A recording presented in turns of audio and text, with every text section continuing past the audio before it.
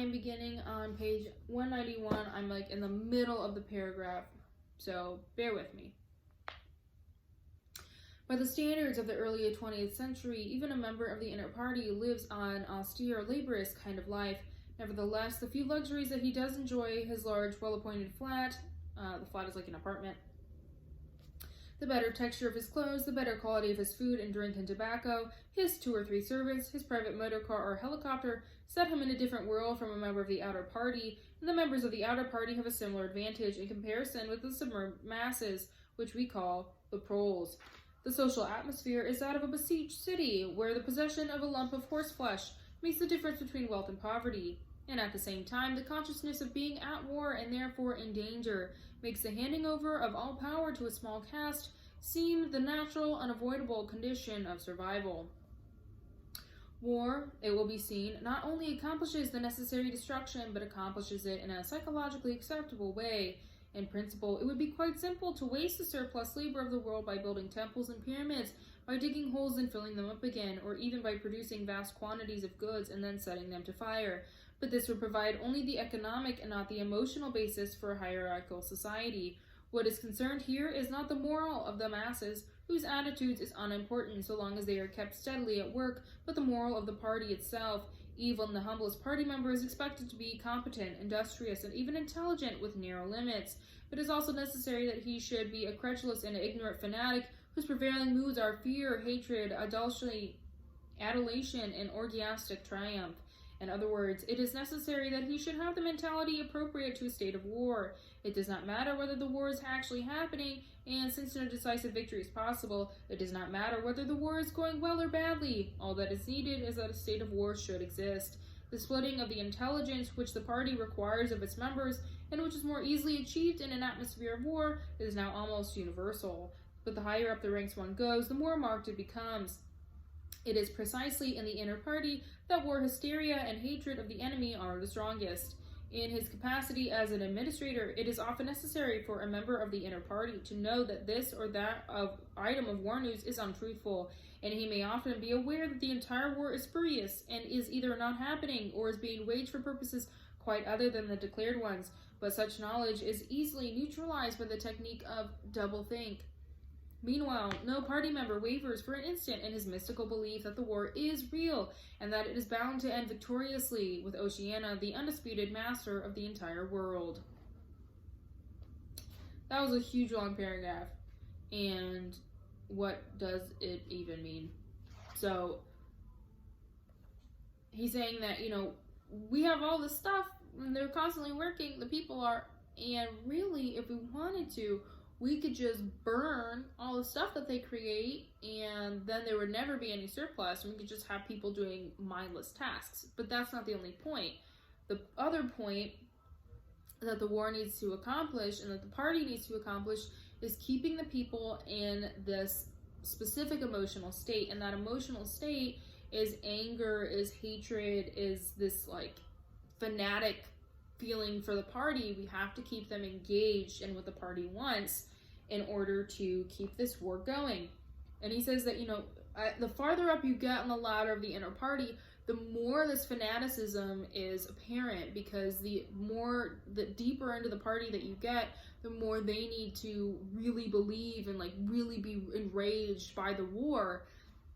And he said that they might even know that certain parts of the war are not real or that it's a lie, but because of doublethink, they don't realize that, or they can go through and say, well, doesn't really matter. The party says this is real, so this is what's real. So that's another really important thing to consider. This is a long chapter. We're getting through it though. Okay, picking it up. All members of the inner party believe in this coming conquest as an article of faith. It is to be achieved either by gradually acquiring more and more territory and so building up an overwhelming preponderance of power, or by the discovery of some new and unanswerable weapon. The search for new weapons continuously increasing, and is one of the very few remaining activities in which the inventive or speculative type of mind can find any outlet. In Oceania at the present day, science in the old sense has almost ceased to exist. In Newspeak there is no word for science. The empirical method of thought on which all the scientific achievements of the past were founded is opposed to the fundamental principles of Ingsoc. So he's saying that, like, even in this Oceania society, they can't even sustain what we would call science, because the scientific method, those, like, what are there, 6 or 7 steps? I'm sorry, I don't remember. The 6 or 7 steps for the scientific method completely go against everything that the party stands for and that Ingsoc says we need to believe in. So you can't even have science in that word. They don't even have a word for it.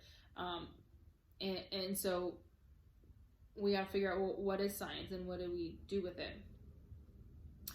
And even technological progress only happens when its products can in some way be used for the diminution and human liberty. In all the useful arts, the world is either standing still or going backwards. The fields are cultivated with horse plows, while books are written by machinery. But in matters of vital importance, meaning, in effect, war and police espionage, the empirical approach is still encouraged, or at least tolerated. The two aims of the party are to conquer the whole surface of the earth and to extinguish once and for all the possibility of independent thought. There are, therefore, 2 great problems which the party is concerned to solve. One is how to discover against his will what another human being is thinking, and the other is how to kill several 100 million people in a few seconds without giving warning beforehand. Insofar as scientific research still continues, this is its subject matter. The scientist of today is either a mixture of psychologist and inquisitor, studying with extraordinary minuteness the meaning of facial expressions, gestures, and tones of voice, and testing the truth-producing effects of drugs, shock therapy, hypnosis, and physical torture, or he is a chemist, physicist, or biologist concerned only with such branches of his special subject are as relevant to the taking of life. In the vast laboratories of the Ministry of Peace and the experimental stations hidden in the Brazilian forests of the Australian desert or on lost islands of the Antarctic, the teams of experts are indefeatably at work. Some are concerned simply with planning the logistics of future wars. Others devise larger and larger rocket bombs, more and more powerful explosives, and more impenetrable armor plating. Others search for new and deadlier gases or for soluble poisons capable of being produced in such quantities as to destroy the vegetation of whole continents, or for breeds of disease germs immunized against all possible antibodies. Others strive to produce a vehicle that shall bore its way under the soil like a submarine underwater, or an airplane as independent of its base as a sailing ship. Others explore even remoter possibilities, such as focusing the sun's rays through lenses suspended thousands of kilometers away in space, or producing artificial earthquakes and tidal waves by tapping the heat at the Earth's center. That's a lot. So,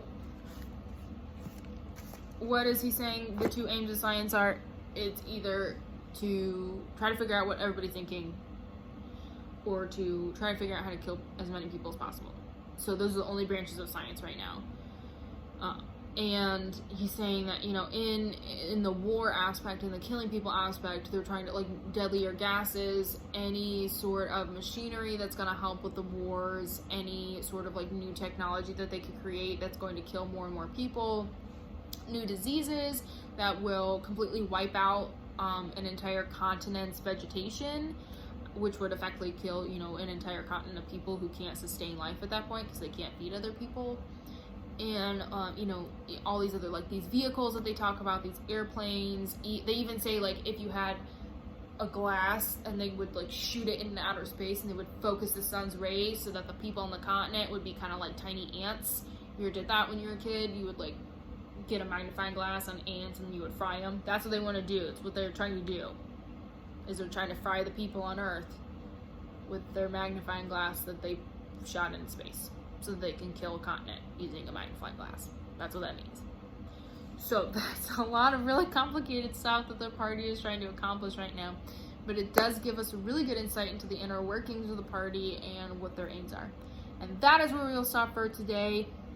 I will have more of the chapter coming, but it is a very long chapter, and we have read, I think we've read a good part of it. We're almost,